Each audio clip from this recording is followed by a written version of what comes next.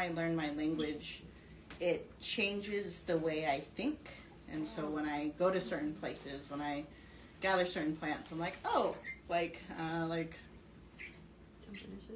jump in a hitch. Like, I'm like, oh, like, this is not very meadow-like.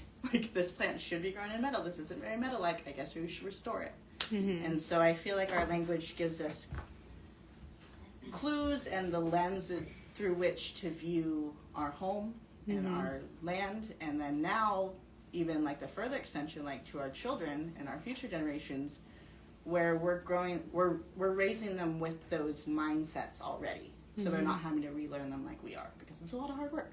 Yes. And so trying to work those mindsets, and I do think it helps me be a better parent. I feel like I'm more straightforward and patient in Karuk than I am in English, because in English I feel like I have to explain all this and why you have to do that. And then Karuk, I'm just like, no, okay, go.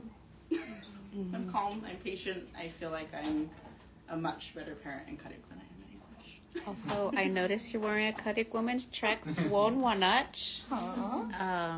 Do you feel like language is important with our other environmental things that we've got going on? Definitely.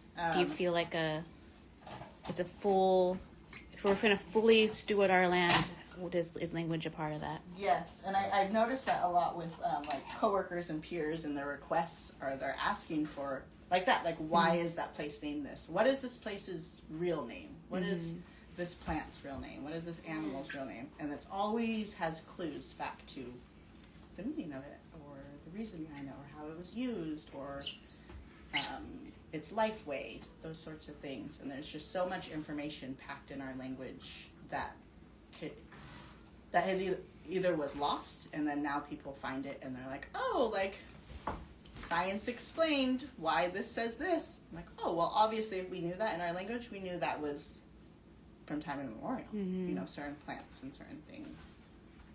Indians are smart. That's my why. And I think, and then my last part of my why is Karuk language to me always was a language of love. It was the language my elders spoke to me. I would just, sit by their bed and have them talk to me. And so for me, it's a very home. Like, even if I don't understand everything, just being in this space and hearing everyone talk again, like, it brings that home back to me. And it's, like, I was talking to my dad, and he was like, well, I'm sorry, like, I didn't teach you more Karuk. And I was like, well, you didn't, but you taught me what you knew, and you taught it in a way that didn't separate it. It was, this is the way I'm teaching you. I'm not going to separate what's English and what's Karuk. And so it kind of did allow me to grow up with that mindset of more of a Karuk mindset than like a translation mindset. And that did help a lot, I think.